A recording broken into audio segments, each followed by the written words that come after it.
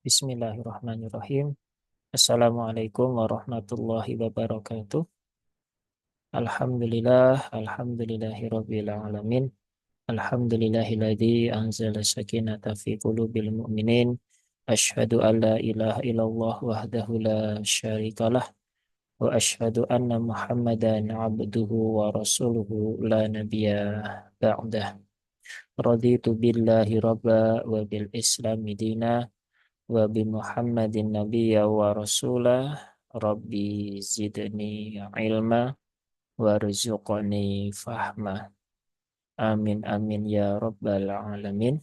Baik, alhamdulillah Allah berikan kemudahan ya untuk kita bisa kembali berjumpa di siang hari ini untuk melanjutkan daurah tematik masih seputar pada lafat-lafat yang dianggap pelik ya, di dalam Al-Quran. Dan di pertemuan sebelumnya kita sudah menyelesaikan di Al-Quran surah Al-A'raf ya. Nah, jadi sekarang kita masuk di surah Al-Anfal ya. Ini di surah Al-Anfal kebetulan tidak banyak ya. Jadi nanti mungkin bisa kita selesaikan di surah Al-Anfal dalam satu kali pertemuan. Ya, seperti biasanya kita langsung saja ya kita mulai. Nanti kalau ada yang ingin bertanya silahkan. Kalau hanya ingin mendengar juga dipersilahkan ya. Tidak ada masalah. Baik, kita mulai untuk daurah tematik siang hari ini membahas tentang lafat-lafat pelik yang ada di dalam Al-Quran, yang ada dalam Al-Quran terkhusus pada surah Al-Anfal. Yang pertama, di surah Al-Anfal ya, lafat-lafat yang dianggap pelik. Ini yang pertama ada di ayat yang ketiga ya, yaitu pada lafat as-salata. As-salata. Ini lafat ini sudah sering muncul ya. Lafat ini sudah sering sekali muncul di video-video sebelumnya, tapi ya tidak ada salahnya ya kita ulas kembali. Nah, ini dibacanya as-sholata ya, bukan as-sholawata, tetapi as-sholata. Wawunya di sini ini tidak dibaca, jadi ini memang penulisan rosemnya begitu, dan ini nanti biasanya ada hubungannya dengan qiraat yang lain. Dan untuk menulis lafaz as-sholah ya, ketika di dalam Al-Quran maka dia harus seperti ini ya. Tidak boleh menggunakan alif di sini ya. Tidak boleh seperti itu.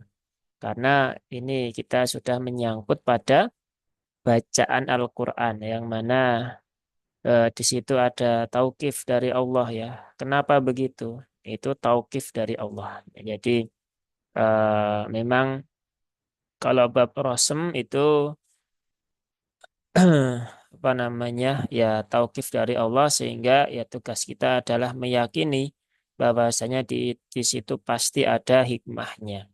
Dan memang betul ya, nanti kalau kita belajar di qiraat yang lain memang ada hikmahnya di dalam penulisan as-sholah yang seperti ini. Tapi kalau kita menulis lafaz sholat dalam bahasa sehari-hari bukan bagian dari lafaz Al-Quran, maka menggunakan lam alif ya, menggunakan lam kemudian ada alif di setelah lamnya itu.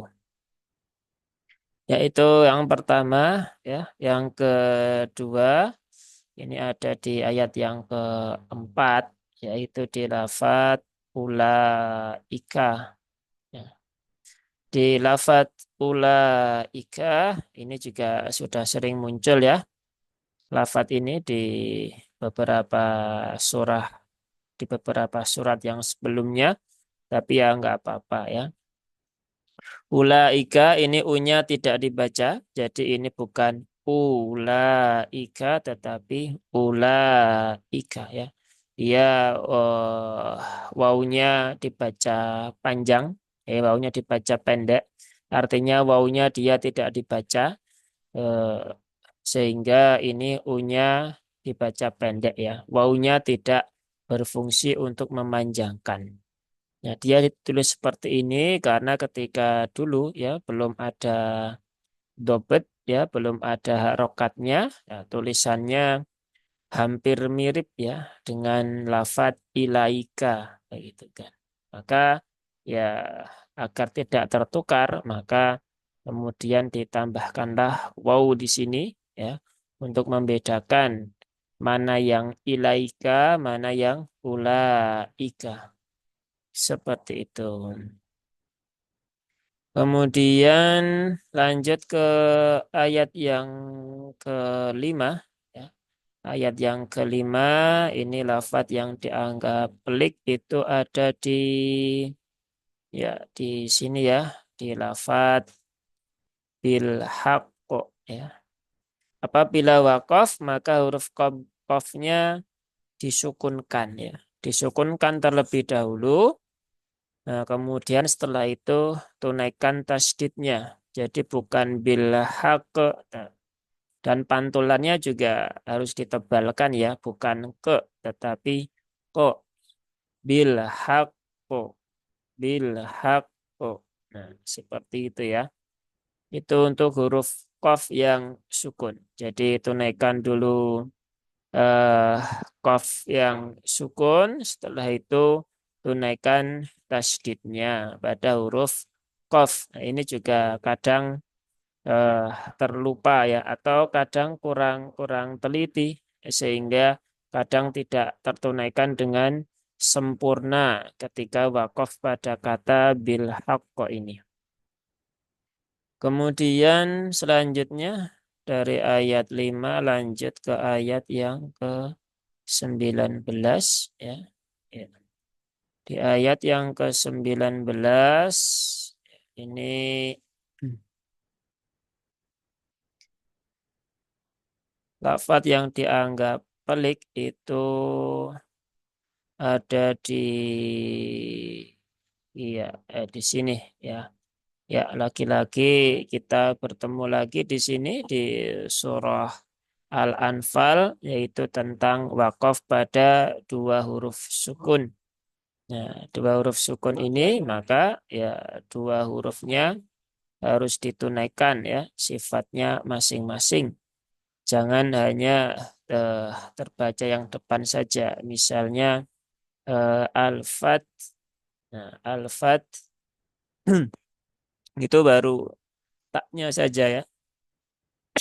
Tapi haknya belum tertunaikan.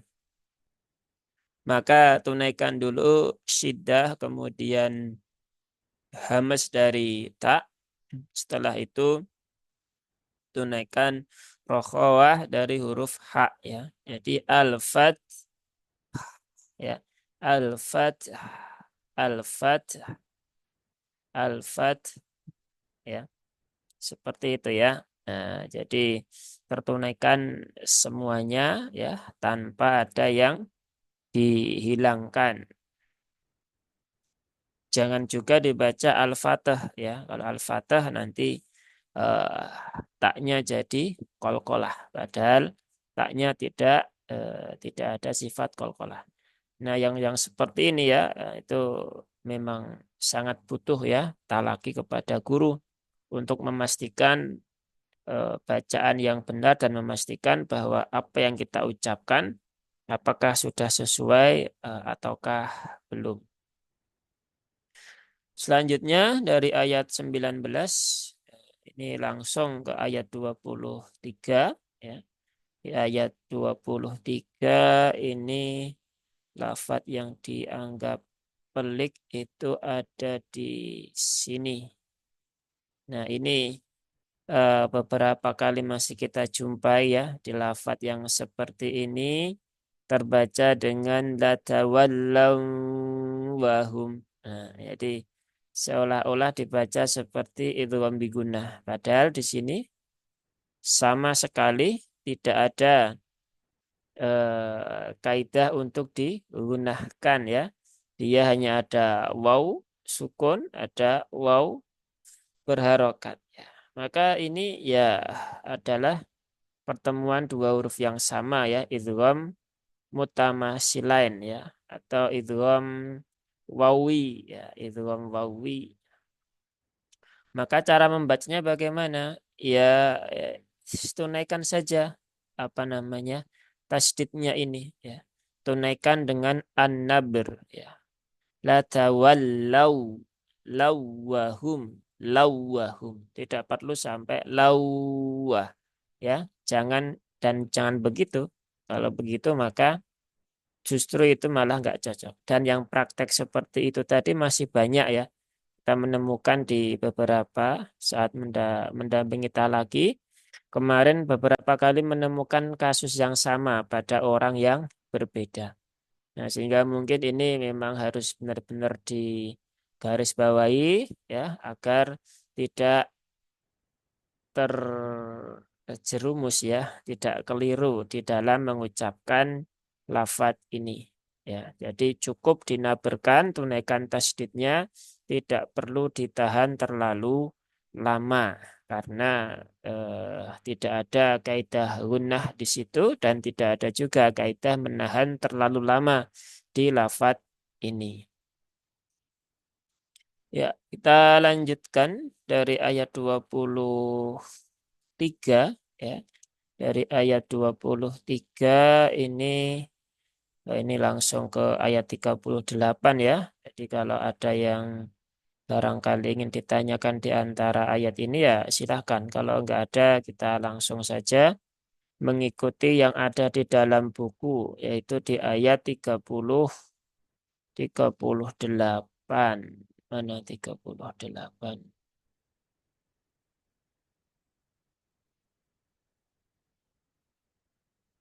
Ya, di ayat 38 di sini lafadz yang dianggap sulit itu ada di sini. Nah, ini juga sama seperti yang tadi ya. Kita masih mendapati banyak sekali para pembaca Al-Qur'an yang susah ya, susah melafadzkan lafadz yang seperti ini, yaitu ketika ada tak sukun ya bertemu dengan sin ya. Tak sukun bertemu dengan sin. Nah, ini idgham mutaqarib ya, idgham mutaqarib. Nah, di sini dia tidak boleh ya, tidak boleh diidghamkan ya, tidak boleh dibaca dengan idgham. Jadi di sini tidak boleh diidghamkan. Harus idhar. Berarti ya tunaikan dulu sifat dari huruf ta, yaitu salah satunya ada sifat hamas dan juga syiddah. Setelah itu baru ke huruf sin. Nah, ini juga termasuk yang sulit ya. Masih banyak yang madzhab sunnatu. Nah, sehingga masih seolah-olah masih agak nyambung ya. Kalau pesan dari guru kami ketika bertemu antara ta dengan sin ya di ayat apapun nanti ya, di ayat apapun karena konsepnya sama, ya itu mending bacanya pelan-pelan saja daripada nanti sifatnya ada yang hilang. Jadi harus ditunaikan dulu taknya mabot ya mabot sunnatu bot sunnatu. Nah, jadi benar-benar tertunaikan sifat dari ta kemudian baru ke huruf sin ya. Nah, kalau terburu-buru, nah ini biasanya ada sifat yang hilang dan ini ya tentunya tidak diperkenankan ya karena itu termasuk sebuah lahan ketika meninggalkan salah satu atau beberapa sifat yang ada pada huruf hijaiyah. Maka pelan-pelan saja ya. Dan memang membaca Al-Quran itu ya yang gak usah buru-buru juga ya. Jadi pelan-pelan dinikmati ya. Kalau bisa ditadaburi sekalian, jadi ketika kita membaca itu, nah kita paham ya, apa yang kita baca, isinya apa di situ, kemudian bercerita tentang apa, ya, apa yang bisa diambil dari situ. Jadi yang kita baca itu benar-benar ya masuk ke dalam hati kita ya. Tidak hanya sekedar terucap di mulut saja. Maka ini beberapa kali kita ingatkan ya, kalau membaca Al-Quran itu bedakan dengan cara kita membaca koran ya, atau cara kita membaca novel ataupun buku-buku yang lain. Jadi nikmati pelan-pelan ya, tajwidnya dibenarkan begitu. Sehingga harapannya dengan membaca itu benar-benar bisa masuk ke dalam hati kita. Nah, itu ya sedikit pengingat. Baik, kita lanjutkan kembali ya dari ayat 38. Nah, kalau di buku ini langsung ke ayat 42.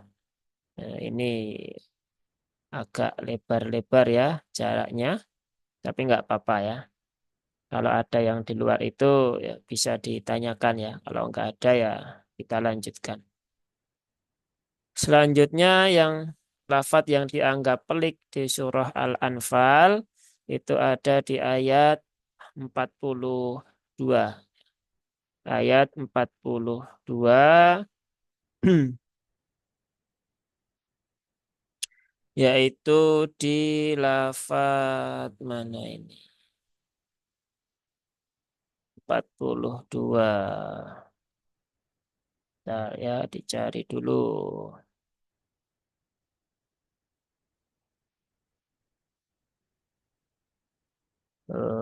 Mana? Walau tawa'atum. Oh, di sini. Ya, ada di sini. Iya, yaitu pada lafadz walau tawa'adtum.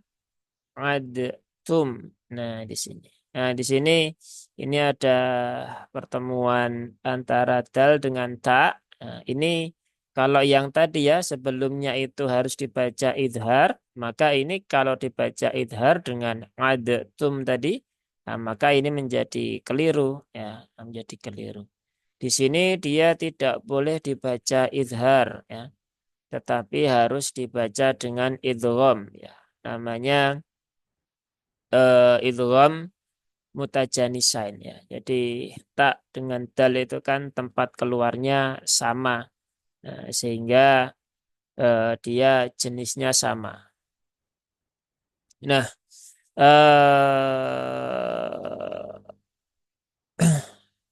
apa tadi? Ya, di sini harus dibaca dengan idgham, maka dalnya dan ini peleburannya dia sempurna ya. Peleburannya kamil, maka ini cara paling gampangnya hilangkan saja huruf dalnya. Nah, kemudian terbaca walau tawa'atum ya. Atum ya. Dalnya benar-benar hilang begitu kan. Atum, tawa'atum. Ya, seperti itu. Itu untuk idgham mutajanisain ya, yang peleburannya kamil, yaitu huruf yang pertama maka dileburkan kepada huruf yang kedua. Nah, terkait dengan ini ya, kapan ya pertemuan mutajanisain ini, kapan dia dibaca idgham, kapan dia dibaca idhar, ini dikembalikan kepada periwayatan ya, jalur periwayatan masing-masing. Nah, kita kan riwayatnya riwayat Hafiz an Asim ya, min Thariq Syatibiyah, nah, maka di sini dibaca dengan idgham kamil ya, sehingga dalnya ya dihilangkan paling mudah seperti itu. Dan di sini sudah diberikan tanda tasdid ya, sehingga sebenarnya ini juga memudahkan kita. Tapi ya perlu menjadi catatan bahwasanya tidak semua yang ada tasdidnya begini ya selalu masuk dengan sempurna. Maka kita yang harus memahami konsepnya. Ada yang namanya idgham nakis ya, itu juga diberikan tasdid di dalam mushaf Indonesia. Nah, tapi cara membacanya berbeda. Nah, itu kemarin sudah kita buatkan ya videonya. Nanti bisa dilihat di di YouTube kami ya. Silahkan. Baik, lanjut.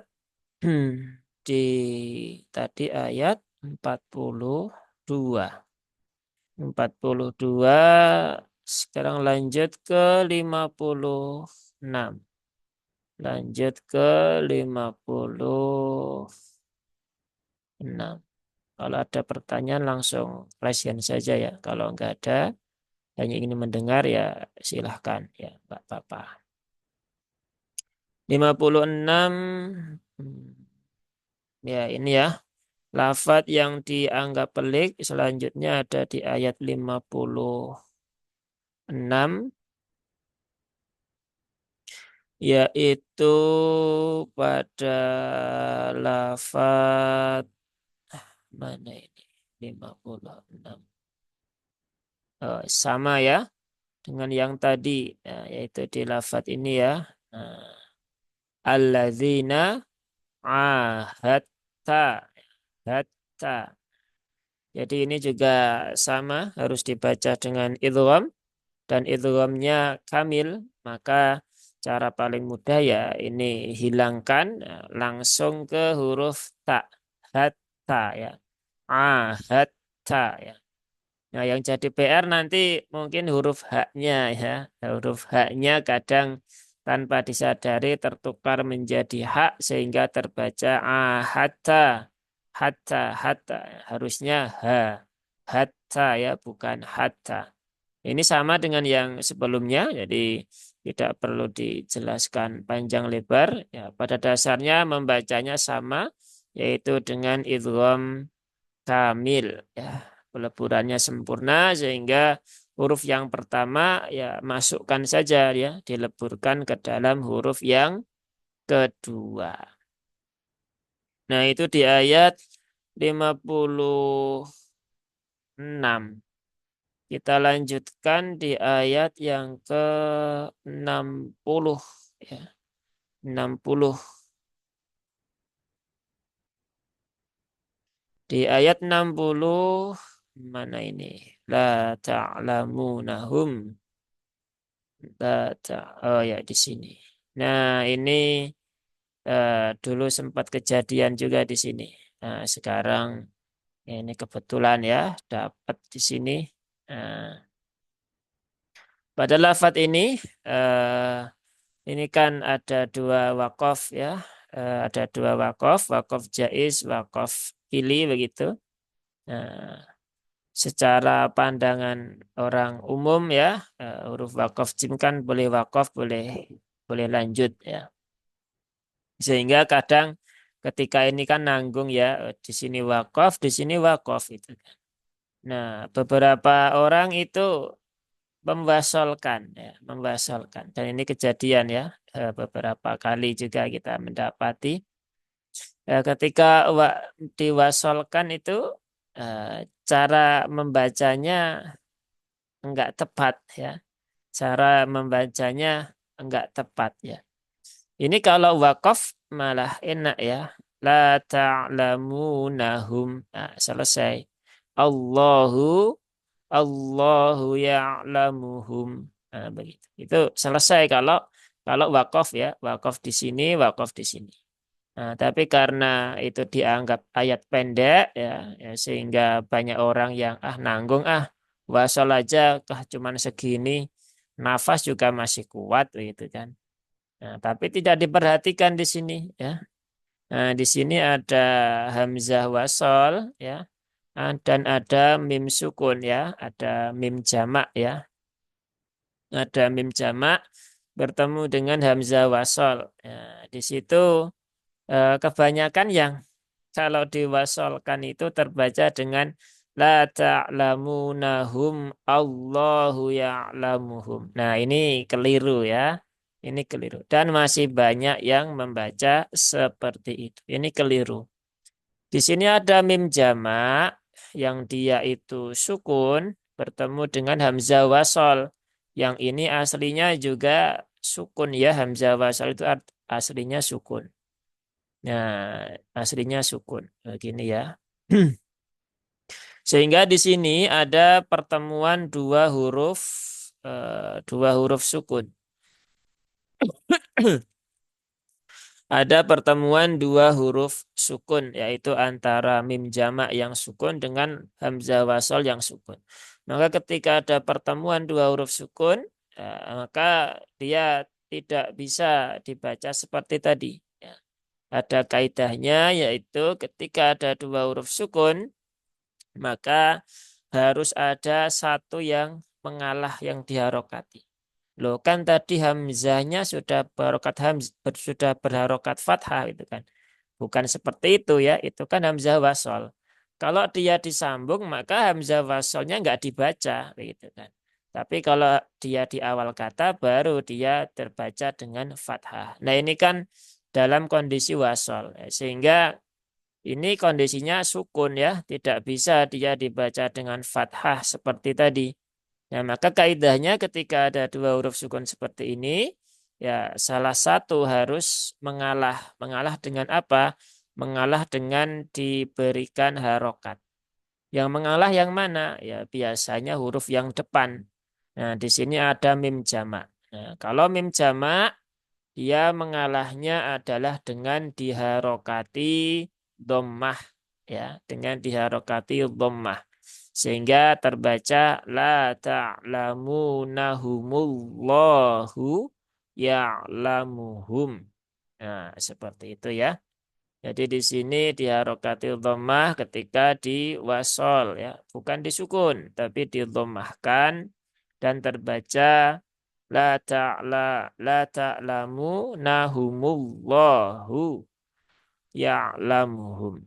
Ya, seperti itu. Nah, jadi jangan keliru lagi karena masih banyak yang salah atau kalau takut lupa ya sudah wakaf saja ya.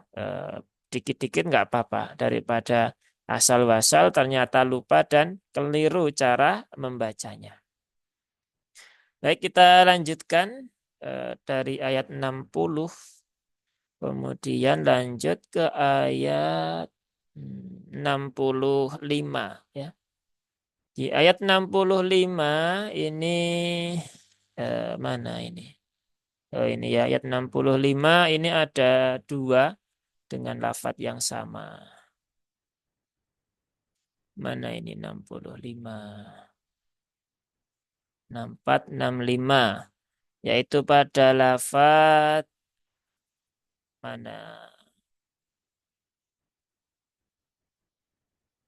Ya. Di ayat 65 ini lafadz yang pelik ada di sini ya, di kata mi'ata ini dengan mi'atun. Nah, ini sama ya. Nah, ini sama. Maksudnya sama penulisannya, kalau artinya ya beda ya. Ini mi'ata ini 200, mi'atun itu 100 ya. Nah, di sini uniknya adalah pada ini ya, pada huruf alifnya ini. Nah, begitu. Huruf alifnya ini. Nah, ini juga masih banyak yang keliru. Beberapa kali kita temukan ya. Orang masih membaca dengan mi'atun. Mi'ata ini. Nah, padahal di sini alifnya bukan untuk memanjangkan mi ya. Dan kalau kita lihat secara rumus kan alif itu dia memanjangkan harokat fathah. Nah, sedangkan di situ itu adalah harokatnya kasroh. Maka secara rumus yang paling simpel pun itu sudah tidak masuk ya. Tetapi pada kenyataannya masih banyak yang seperti itu di sini tanpa disadari karena sudah terbiasa dengan mat ya ada alifnya sehingga terbaca panjang. Padahal di sini alif di sini ini fungsinya adalah untuk membedakan ya, untuk membedakan antara tulisan mi'atun dengan minhu. Karena zaman dulu kan belum ada titik, belum ada harokat, ya, belum ada dobat, maka tulisan minhu dengan mi'atun itu sama persis begitu kan. Sehingga agar tidak salah baca, kemudian di situ ditambahkanlah alif untuk lafadz mi'atun. Nah, sehingga jadinya seperti ini. Nah, jadi ini bukan berfungsi untuk memanjangkan ya. Nah, silakan ini digarisbawahi karena ternyata masih banyak juga yang keliru membaca di lafadz ini. Ya, baik kita lanjutkan setelah di ayat 65 yaitu di ayat 72 ya. Di ayat 72 yaitu di mana ini?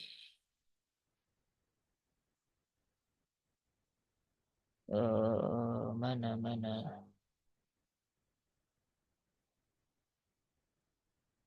Ya, di sini ya. Nah, ini sama dengan yang tadi, yang di ayat berapa tadi ya?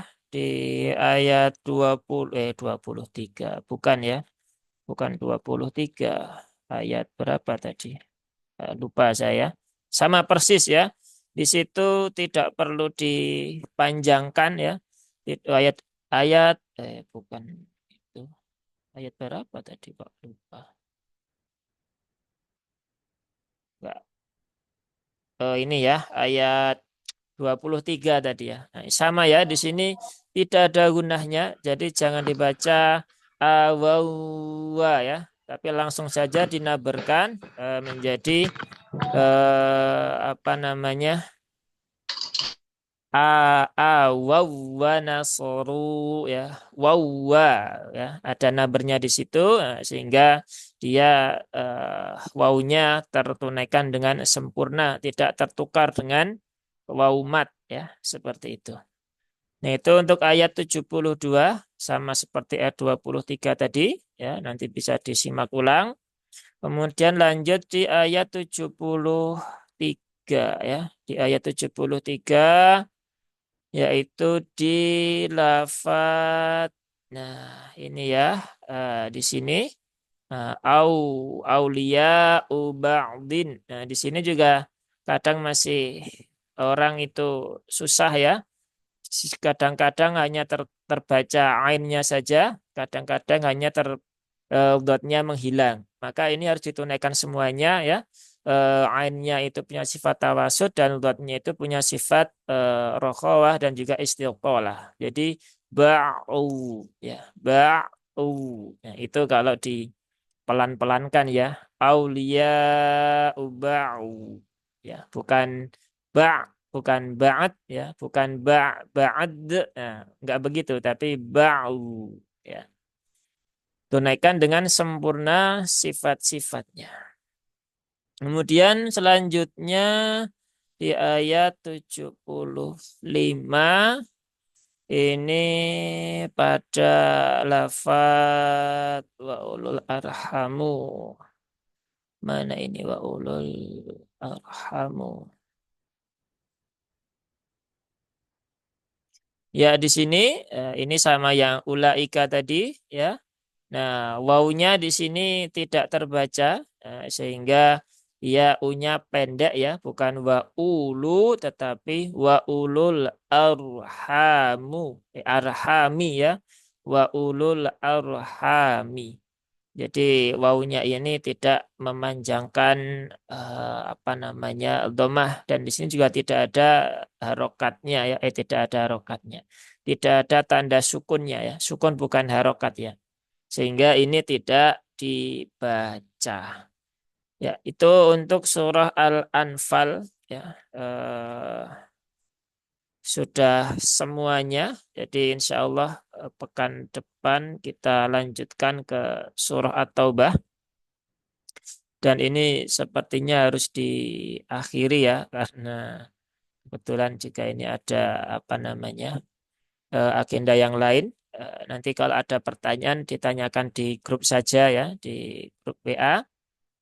Kalau apa namanya. Jadi ini kita akhiri dulu. Nanti kita lanjutkan lagi Jumat pekan depan di surah At-Taubah ya.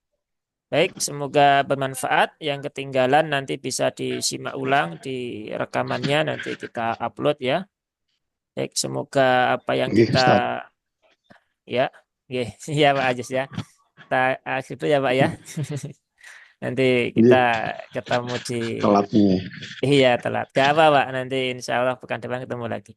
Baik, kita akhir dulu. Semoga bermanfaat dan semoga bisa menambah pemahaman kita untuk memahami Al-Quran dan semoga Allah mudahkan dan Allah istiqomahkan agar kita terus belajar dan mengajarkan Al-Quran. Baik, kita akhiri forum kita dengan Amin. hamdalah dan doa kafaratul majelis. Alhamdulillahirabbil alamin. Amin. Subhanakallahumma wa bihamdika asyhadu an la ilaha illa Alhamdulillah. anta Wala astaghfiruka wa ilaha illa atubu anta ilaik. astaghfiruka wa atubu ilaik. Matasun. Wassalamualaikum warahmatullahi wabarakatuh. Waalaikumsalam. Sampai-sama, Pak. Waalaikumsalam warahmatullahi wabarakatuh.